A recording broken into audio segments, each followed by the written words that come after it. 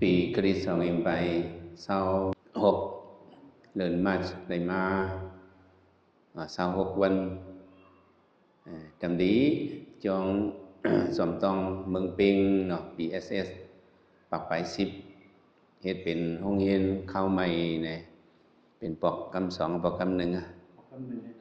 เป็นโปรแกรม1เนี่ยเนาะก็เป็นจังไหนคาร์เวียวต่างโตงเงินมุกซุมสังกัดซึ่งใต้อยู่ดีเกียมโฮเปางเงินมุกซุมสังกัดซึ่งใต้สำได้เลยมีข้าวตังมาทางในนี่เนาะได้มาญาปังสอนเจ้าเขาเนี่ยก็คาร์เวีก็ตั้งใจเข้ามาทบสอนเขาซื้อเลยลูก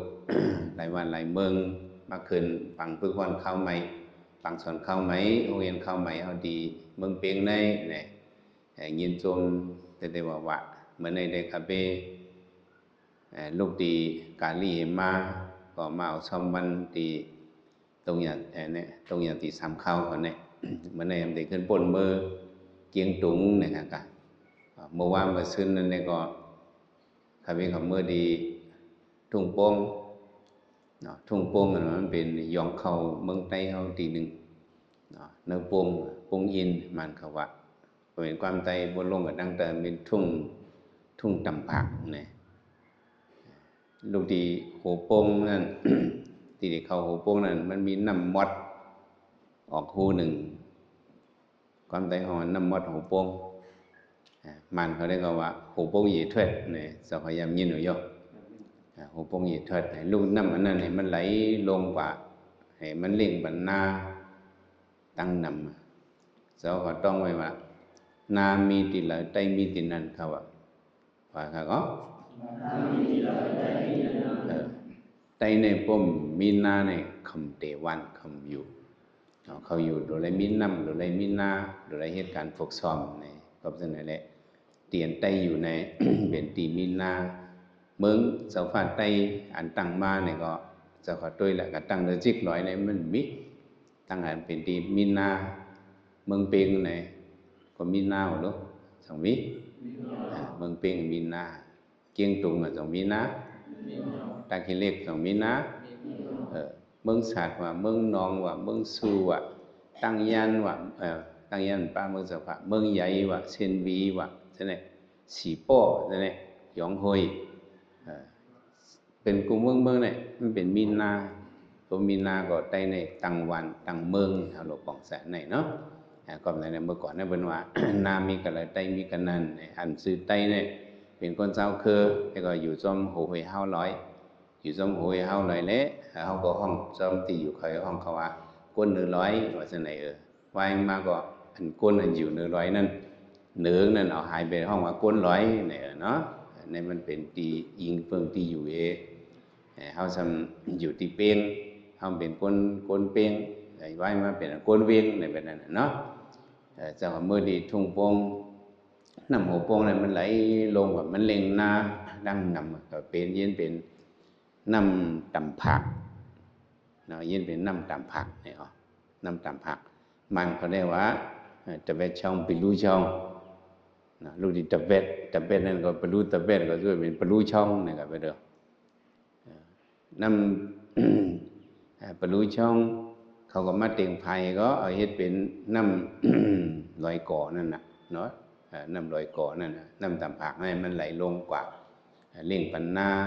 พี่น้องใต้เขาอยู่ซ่อมฉับอันนี้กำนำแหละเขาก็คัดใจ เขาได้อยู่ในเกเปิลพี่น้องปะโอ้น้ำเขาจะได้อยู่ในเกเปิลจะได้หนังฮือ ความเขาเต็มหายสายเขาเต็มขัดหนังลูกเขาหลานเขาสมบูรณ์มีลองหยินเงเนี่ยคัดจะสอนบันลิกไตแต่สอนลิกไตเนี่ยก็มันก็ง่ายก็หลายสิบหลายปานมังเสื้อสอนลิกไต เป็นสำเนียว่าเหตุการณ์ไปเมืองสั่งสิ่งจะไหนมันเนี่ยก็เงียบตกทองตกขอบก็มีญายืดไตก็มีญาเงียบก็มีตั้งนำแต่ก็เป็นเสื้อหักลิกไตนี่แหละเขาคัดจะสอนมาเห็นมาลิกไตปานเหมือนี่ก็นี่คือเด็กเป็นมาเนี่ยก็มันเมื่อเช้าได้เขาเป็นลิกเก่าไว้เนาะที่เขามีเป็นลิกเก่ามันมียัก ยักจำจะไหนมันก็มีจำนาเห็ดจำเตยจะไหนเล็กเก่าไงวายมาก็คงเห็ดออกมาเป็นเล็กเหมืออันคงเห็ดเล็กเหมือเนี่ยโซเชียลวิเศษนันตะเส้นวีมันจะเห็ดออกมาต้นเสียงหาเสียงอ๋ออันเห็ดซึ่งไงมันนั่นก็มีคนคำของเมืองในเนี่ยก็มันก็เฮ็ดต้นเสียงซึ่งนั่นเก่าแล้วก็มันตันเพอันเฮ็ดผู้ว่าไตมีหาเสียงในคิงอังกฤษก้องเจียนกูชินนะมันก็เฮ็ดเป็นอภิธานไตก่อนอ๋อไอ้ไหนแหละลิกไตเฮาอย่างก็บ่ได้เฮิงในอ่อนกันสอนมาก็ถึงมาปัน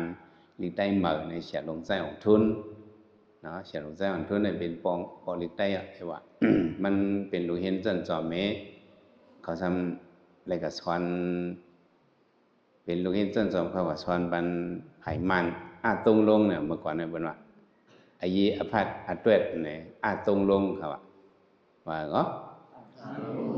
เสียใจของทุนเป็นลูกเห็นไตก็ขึ้นจันจอมดีอย่างกลุ่มมันเนี่ยก็สอนก้นเท่าอันหมอลิกเมื่อก่อนมันเขาหมอลิกอะไรก็สอนเนื้อวันเขาวัดท่ากาลาตาเนี่ยก็สอนจังไหนบ่ก็สอนนี่นั่นก็ว่าสอนกันญาตั้งเมืองพิวเนี่ย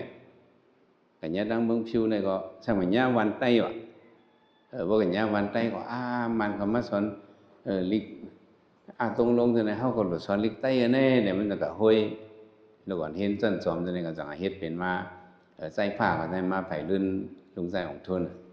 เนาะเห็นไหนก็เสียใจของทุนคัดเจอสอนลิก สอนลิกปันมากูซื้อกูเปิงเอทำมาลิกไต้ก็เฮิงมาอ่อนกันเสียงมันก็เด็ดมาอ่อนกันสอนทุ่งโป่งก็เขาก็คัดเจอสอนมาในไรมา25 ปีก็เจ้าเขาหลายปีก็25 ปีในเราเป็นปีพิเศษมันเนี่ยอะไรว่าเป็นปีก้อนเงินเนี่ยphải cóปีก้อนเงินเนี่ยเขาเจ้าก็เลยช่วยเขามาสิมือตั้งหึงแหละแต่เขาเฮ็ดปีก้อนเงินเนี่ยเขาก็อะไรเมื่อช่วยเขาเมื่อฮอดลาปันเฮจังไหนสมมุติทบลูกเห็นเขา BSS 70ที่จองวิสุทธิปันเย็นนี่ก็ลูกเห็นหลายวันหลายเมืองก็มือเห็นกระปุ่นนี่ก็ เยี่ยวกันนั้นมือว่าในหยัดน้ำคอมมือเยี่ยวก็จะออกมานอนกาลีแต่เมื่อในเพียวมาเอาซ่อมวันดีเมืองเปียงที่เบอร์ที่เกียงตุงเบอร์2-3 วันเป็นเนาะ เจ้าเขาเพียวมากกันในเอาเนี่ยก็คัดใจมาเห็นเอาหมายหนึ่งเนี่ยอันให้เจ้าเขามา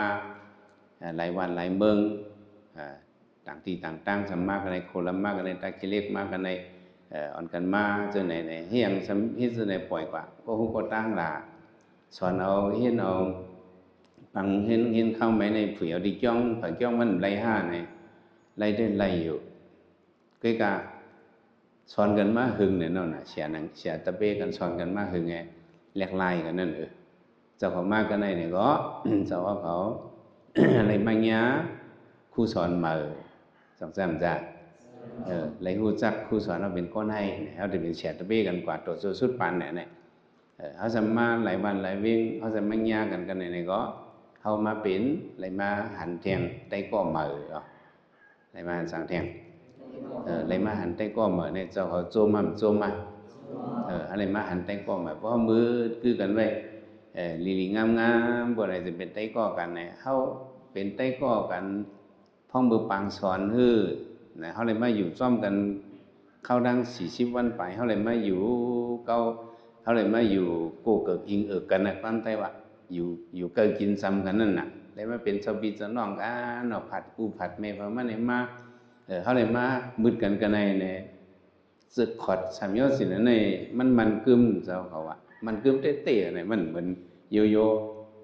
เขาจะเป็นลูกเห็นลักษุมาเขาทำอะไรเพียวมาเสียสมาก็ส่งเข้ามาหนังคือมันบ่ได้กึ่งงามมันเสียสมาก็ส่งเข้ามาตัวเจ้าเก่าก็แต่เลยมีตั้งคัดเจอเจ้าเขาเนาะแต่เลยมีอันมาฝึกสอนเห็นอันว่านั่นก็หมายหนึ่งเนี่ยเจ้าก็หลุมมิจะเคยโมหลุมมีหยังนำบันหนึ่งเนี่ยสันดาดิบดีเนี่ยหลุมมีกังเสอันเคยโมค่ะเพราะมีกังเสอะไรเนี่ยเจ้าเขามาคืนกันใน45 วัน có đến bát giớiเขาสอนลงไปเขาสอนแล้วมั้ยอยู่ในที่กันในถ่อมหลายๆก็ในได้ก็มันไหลหางมือสปานั่นจังได๋ไหลไม้นึงเนี่ยหนูมีใจคันไหลใครเห็นเนาะความปาลีเขาได้ก็ว่าสันตทิปติเนี่ยเอาสันตะกลางเจอคันไหลใครเป็นนั้นเป็นเปิงหลงมันในห้องว่าสันตทิปติครับห้องว่าเนาะสันตทิปติเนี่ยสันตะเนี่ยเอากลางเจอเนี่ยเป็นเปิงหลงก็ใครเป็นคันไหลเนี่ยใครเฮ็ดอันไหนเลยมีอันไหนอันตั้งเขาเนาะอธิปดีสีเบิงสีป้าเนี่ยมันเป็นการตาเฮาอ่องมันฮอดถึงที่ยอดที่ปลายนั่นเนี่ยก็อิงเบิงสันตติปดีอธิปดีสีบ้านคารเวเดลาดกว่าในพระเป็นเจ้าเป็นผู้ยิ่งใหญ่สิเบิ่นนรกกำพาตั้งเสียงกอบสังเลยมันจะเป็นมาเนี่ยก็บ่มันจะมีอธิปดีสีป้าในกันเขาอธิปดีหลายป้าหมายหนึ่งสันตติปดีเนี่ยมีกลางเสือกลางเสือใครเคยเป็นในเดี๋ยวในมีเจ้าเขามาสอนเฮียนเนี่ยก็ก็ใครเขาใครหมอเจิ้งเปิ้นใครกัดเขียนเจิ้งเปิ้นในเป็นกลางเสือในเป็นสันตะอันลีสมาสันตะเขาก็เคยเป็นอันลีมซะแล้วเขาเคยเป็นรองอันลีมาเนี่ยแต่หมายหนึ่งเนี่ยเจ้าเขาที่เลยมีกลางเสือที่เลยมีอย่างค่ะเพราะกลางเสือเฮียงอย่างนี้เป็นอะไรกุมมิวเขาอ่านกันว่าจอมพอมีแห่งกลางเสือการนั้นเลยก็อยากตาอ่ำเย้าอ่ำมีพอมีแห่งกลางเสือการนั้นเลยก็อยากตาอ่ำเย้าอ่ำมีว่าได้สามปอกพอมีแห่งกลางเสือการนั้นเลยก็อยากตาอ่ำเย้าอ่ำมีพอมีแห่งกลางเสือการนั้นเลยก็อยากตาอ่ำเย้าอ่ำมีพอมีแห่งกลางเสือการนั้นเลยก็อยากตาอ่ำเย้าอ่ำมีหมายหนึ่งเนี่ยหรือเล็กเคยเป็นหรือเล็กเคยกัดหรือเล็กเคยหมอหรือมีกลางเสือเนี่ยหมายสองพอมีกลางเสือเนี่ยนั่งหลายๆจนได้ก็มันออกน้ำออกตัวสั่งมาโกนกองมันว่าก็ใครเป็นสะเทในนั่งนอนมันเหตุการณ์สองเดี๋ยวเป็นสะเทเลยทีละเหตุการณ์หมายสองในวิริยะทิปดีเดี๋ยวเลยมีอธิปดีตั้งคัดเจอเขาเดี๋ยวเลยออกมาออกแห้งเหตุเขาก็หมอไล่ก็เขาก็เดี๋ยวเลยเตรียมเดี๋ยวเลยด้วยเดี๋ยวเลยรู้เดี๋ยวเลยอ่านเดี๋ยวเลยว่นเดี๋ยวเลยออกแห้งวิริยะบอกว่าเดี๋ยวเลยมีตั้งคัดเจออันหมายสองเลยมาตั้งคัดเจอแต่ละเหตุการณ์มันมีกลางเจอใครเป็นในเหตุการณ์มันก็อ่องไล่เขาสีอันนี้มันเดี๋ยวเลยพรมกันหมายหนึ่งนี้กลางเจอหมายสองนี้คัดเจอโดยเลยมีตั้งคัดเจอเนี่ยก็อย่ามีปัญญา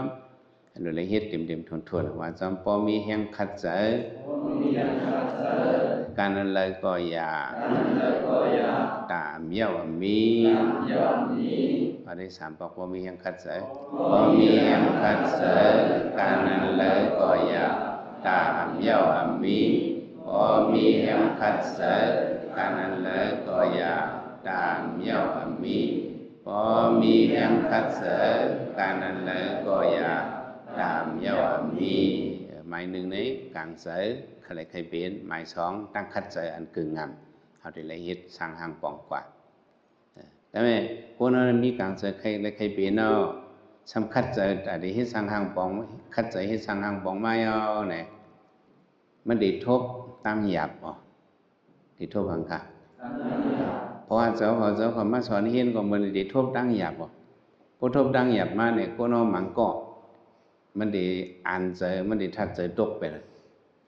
พระเป็นจะหมายสามนี่เขาเหตุการณ์นี้มันได้ญาตั้งหยาบอันเล็กอันน้อยอันใหญ่อันลงติดญากูก็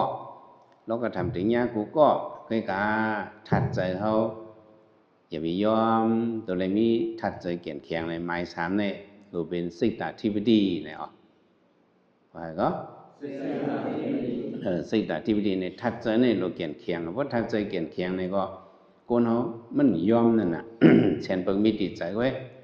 ก็ได้ตื้นยอมกันไว้ใจเกี่ยนนี้สืบตื้ออยู่เฮ็ดกว่าเยื่อนกว่า อดเย็นกันขันทีปานมีขึ้นงักเนี่ยว่าเย็นกว่าเนี่ยก็แต่มันก็ดีอ่องกว่าเนี่ยก็ในวันนั้นพอมีแห้งถัดใจไหมสามบอกพอมีแห้งถัดใจการนั้นเลยก็อยากตามเย้าอัมมี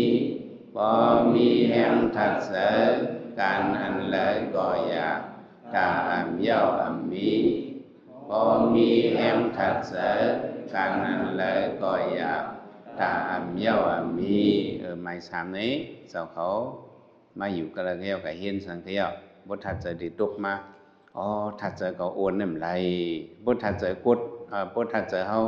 ตกกว่านี่ก็โกนเอานี่ก็มันตกกว่ากูเมียวมันกว่าตั้งนานเลยยอมก้านเอานี่ก็บ้านใจกับเฮียนนี่ก็ถัดใจตกนั่นน่ะจังว่าอย่าไปปันถัดใจตกว่าเดี๋ยวเลยมีแห่งถัดใจก็หมายสีในมาวิมันสาธิปดีวิมันสาธิปดีนั่นบอกว่าเดี๋ยวเลยมีญาณครับเดี๋ยวเลยมีอังเฮียงก็เอาญาณไปในมันบ่เลยสำมันคู่ว่าติเดียวมันน่ะบ่มีญาณเนี่ยบ่มีญาณในหมอวนไข่จางให้ดีๆเฮ็ดบ่ได้จึงเฮ็ดลามปลูกลามปากให้เฮ็ดกว่าไหนมันแผ่วแล้วมันนานแผ่วดีมันน่ะบ่มีญาณให้วนพอก็เฮ็ดในวันไหนก็ได้แผ่วกันในเดือนไหนก็ได้แผ่วกันในปีเที่ยงครึ่งเดือนไหนก็ได้เที่ยงครึ่งปีเนี่ยก็ได้ถึงแต่นายเอาเนี่ยมันยุ่มญาณมันลามเลยให้มันเอาตั้งบ่มันให้เฮ็ดสร้างกว่าในก็นาการเฮาในก็ได้ออกในหมายสีในติเลยมีแห่งญาณใส่ครับติเลยมีหยังเหรออ่อนกันมาบ่มีแห่งญาณใส่บ่มีแห่งญาณใส่การอันเลยก็อยากตาอัมเย้าอัมมีพอมีแห่งญาณใส่การอันเลยก็อยากตาอัมเย้าอัมมีพอมีแห่งญาณใส่การอันเลยก็อยากตาอัมเย้าอัมมีสี่อันนี้ตาเพราะว่าเขาติดขึ้นอย่างบสูงอ่องมันกันนากันอะไรนั่นเลยสังนากันตั้งสิ่งเลยสังติเลยมีอธิบดีสี่ป้าหลายป้าอธิบดีสี่ป้าเนี่ยพระเป็นเจ้าฮอโคมกันเอาเนี่ยอธิบดีปิสยอน่ะ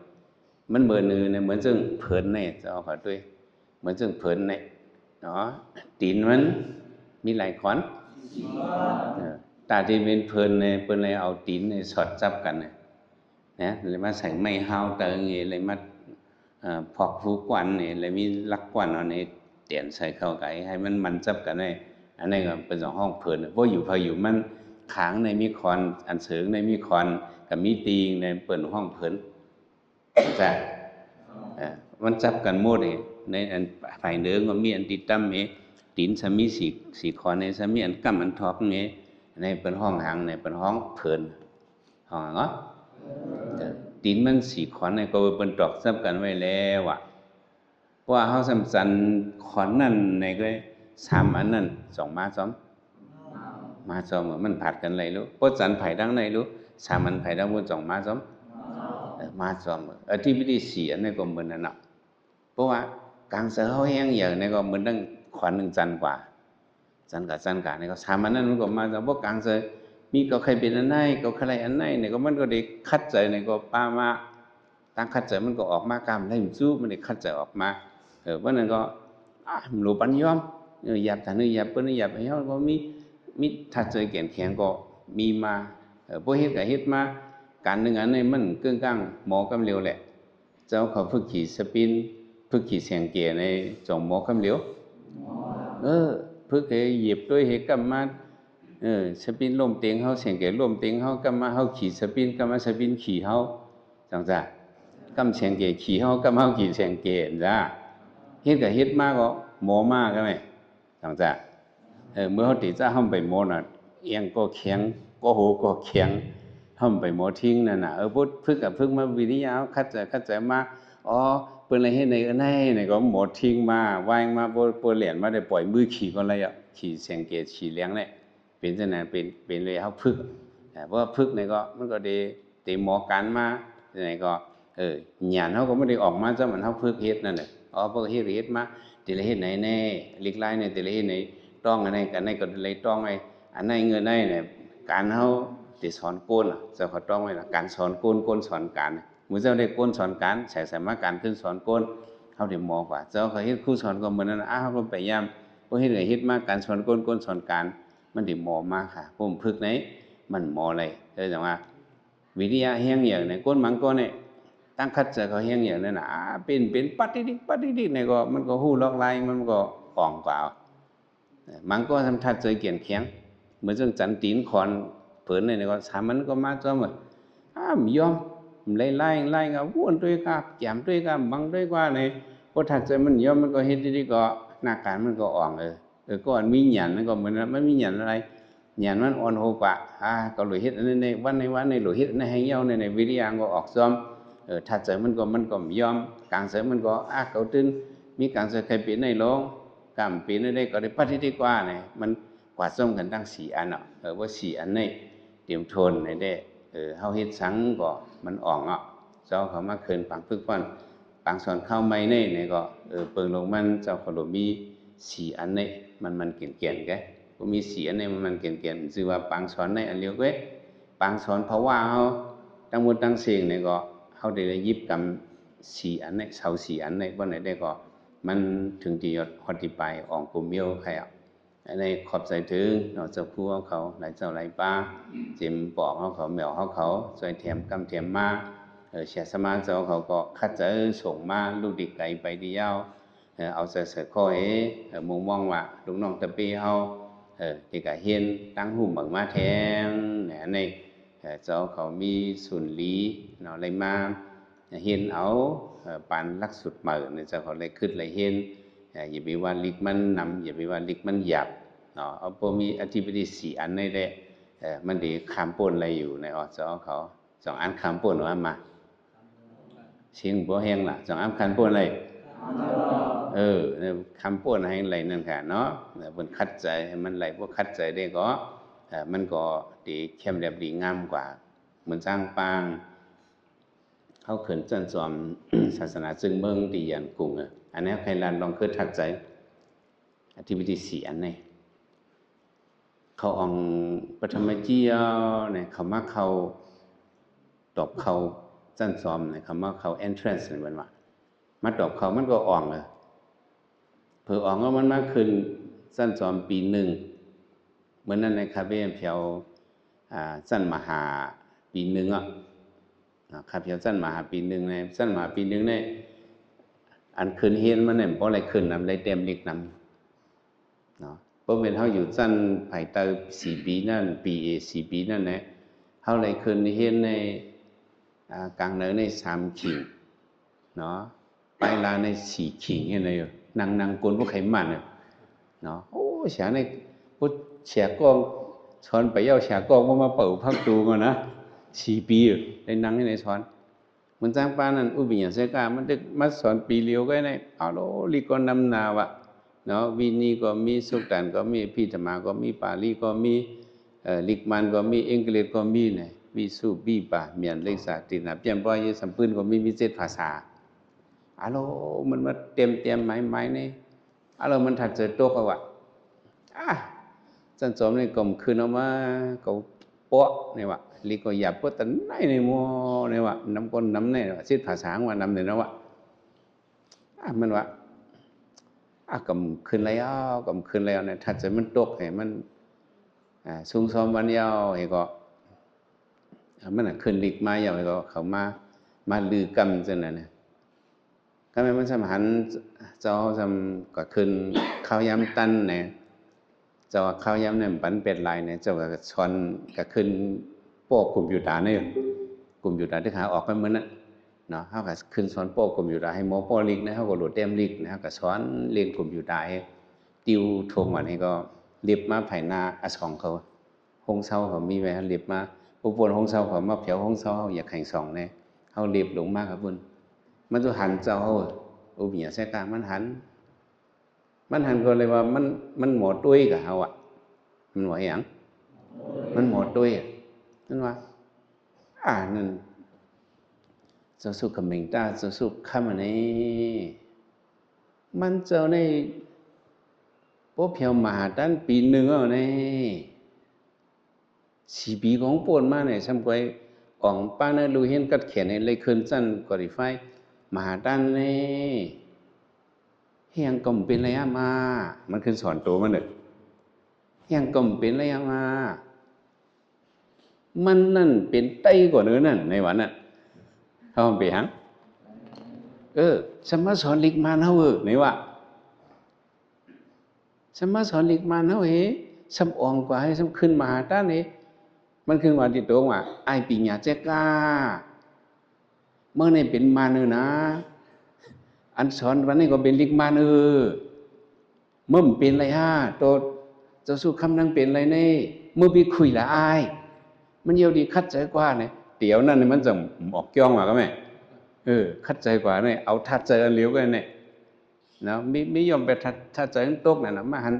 เขาจะสู้คำนี้ก็ตัวมันนั่งเป็นไรมันก็เป็นไต้เหตุก่อนเนี่ยยังขึ้นป้ามหาตาในเมื่อเฮียงเป็นไรอายคัดใจอายเนี่ยมันขึ้นปั่นเฮียงเขาหลงว่าปั่นเฮียงตัวเจ้าเก่าเนี่ยเป็นการลำลองเสียเปิดเนาะว่าด้วยดีจะเป็นอย่างเช่นกันเนี่ยเผื่อดันก็4 ปีก็ยาวไหนก็ไม่มันมาจู่เจ้าเขา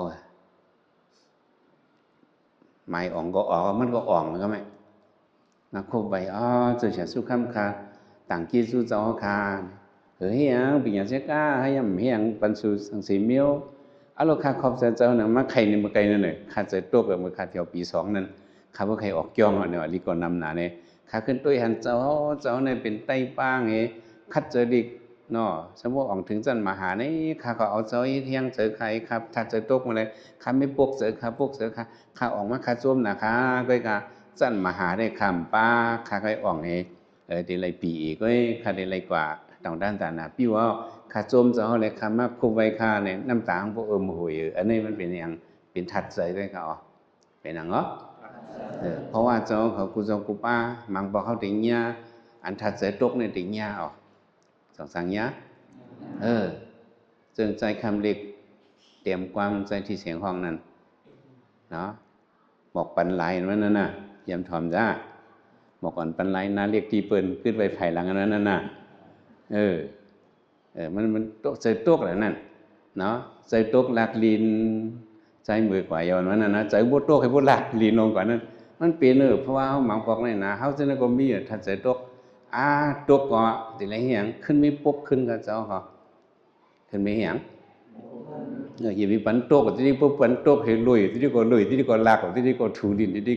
มันขึ้นอย่างไรเพราะเขาขึ้นมีปกอะไรเนี่ยก็มันได้ขึ้นมาแต่ว่าถ้าใจเขามันตกมันชื่อว่าตกเสียเนาะหมังบอกมันได้ยกขึ้นมาอยู่นะครับไม่ใครปั่นเฮียงเจ้าขอในขณะกุศลกุปาอะไรหมอปกยุกนำสายเจ้าเก่าอะไรคัดใจถึงดียศพอดีไปกุศลกุปาสิกรรมติขา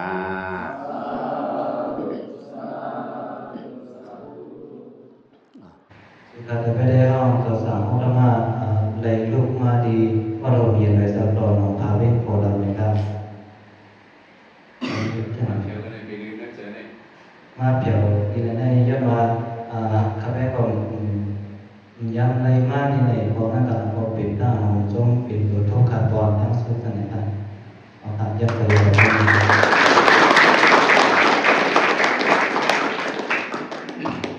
Penanjut Nabi Indonesia nak yang wajib pelan-pelan sekalian barang dosa dong dosa kamu kah segera beda dosa mesti kah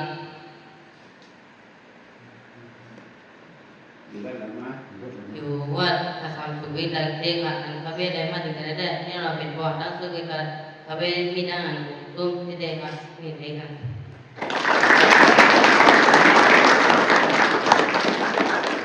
yang kalau satu kamu ada kedua masyarakat sehingga jika mereka so gimana ya lupa sih masalah mungkin ayu ibu mungkin yang ibu jom yang jadi ngomong ada manaอยู่ที่ไหนครับยังอันนี้ถึงไหนยังอันได้ก็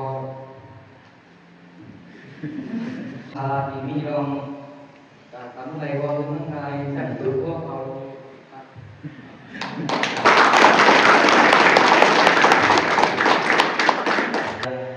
ทำอย่างปลาสักค่ะและอีปลาตัวแสบเราจะรู้ข้าวค่ะแต่หมดตอนเราเขาก็ jika lebih dari hal tersebut saya rasa yuki kehidupan kali penjaya masuk aku kuat biasa pakai sip di mungkin contohnya biar minjung tung titik tapi dengan benar beda an khaiเป็นโอยาแล้ว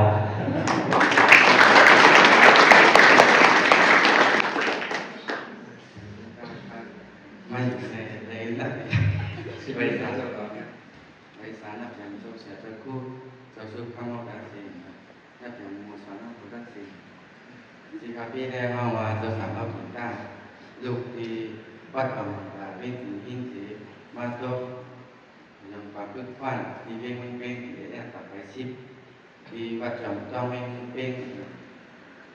ที่นั่นครับพี่ได้ก็ตั้งนามาให้การเป็นคู่ด้วย เป็นสติเป็นคนของกลางเป็นคนที่กลางเป็นผู้รู้เป็นคนเรียนเรียนที่นั่งผู้นั่งตั้งกว้างเป็นยังไงที่ก็บอกคืออันเกิดสารและเกิดสารและต้องเรียนในเป็นตัวหนึ่งนะคนของกลางอย่าไปเรียกเป็นอะไรเลยเป็นอะไรต้องซื้อต้องพยายามของกลางใช้หาเลี้ยงใช้หาเลี้ยงกับเสียงหวานเราซื้อเสียงหวานมันผู้ใดเที่ยวไม่เปิดนะเนี่ยเขาว่ากันซื้อเสียงใช้หาเลี้ยงนั่นเดี๋ยวจะสั่งทางเลยนั่นนะเดี๋ยวจะสั่งทางนั่นเดี๋ยวก็ต้องว่าเป็นสิ่งนั้นนั่นต้องไปเนี่ยมันอยู่เกี่ยวนั่นเกี่ยวลอยกอทักออกกระบวนการนั่นใช้หาเลี้ยงนะมันจะว่ามันออกแต่กระสุนจนจอมมันจะออกเกี่ยวมันจอมมากก็ย่อพวกคัดใจในเป็นไรอ้อต้องเป็นไรในหนูมีกลางใจหนูใจพอมีกลางใจก็เป็นอะไรนี่ก็หันเลี้ยงก็เบิ่งเป็นเจ้าสางก็มันก็วาสนาแก่นั่นมันก็หังก้อยมันก็พวกยาคอนนะมันก็ป้าวาสนามันก็เฮ็ดเป็นตีนั่นน่ะเนาะมันมีกลางใจแล้วก็เจ้าหนูมีแทงตั้งคัดใจใครเป็นอะไรก็ไม่ไรยำทัดใจหนูมีทัดใจว่ามีทัดใจหนูมีบ้างหยานนั่นน่ะเนาะเฮาตันรัดคือหันแรงไหนไปไหนก่อนเนาะมันก็มีกลางใจใครเป็นคนห้องความมันก็คัดใจเลยคัดใจให้ความออกมากูบุกนี่มันแค่มันดีถ่อมกูบุกหลงว่าเองมาก็มันดีถ่อมมาปุกเนี่ยก็เพิ่นก็หันเลี้ยงเนี่ยก็หมดนั่นน่ะมันก็ทัดใจตกออกมังบอกมามันก็มันขุดลุกขึ้นไม่ปุกนั่นน่ะจะมีหยานนะมันก็หมดเตรียมความหังกอยนั่นน่ะเฮาสิเฮ็ดหยังก็ยะเขาหลูเสียเนี่ยเจ้าเขาหลูกรรมไม่ในที่นี้ก็เพราะกรรมไม่ในที่กันในเด้ซึ่งหนังว่าใครเป็นสมมาสัมพุทธพระเป็นเจ้ายังเป็นอะไรเลยการอ่อนการอิจซึ่งเจ้าเขายังอันในเด้ตาเต็มเป็นนั่นมีสองยุ่มค่ะก็มีว่าจำเสียนเนี่ยว่าจำกันว่ามีแห่งกลางใจนะกลางใจคัดใจทัดใจหยานใจเสียนเท่าวันหนึ่งอันคลองไงนะพอมีแห่งกลางเสการอันเลอก็อย่าตาอ่ำเย้าอ่ำมีพอมีแห่งคัดเสการอันเลอก็อย่าตาอ่ำเย้าอ่ำมีพอมีแห่งทัดเสการอันเลอก็อย่าตาอ่ำเย้าอ่ำมี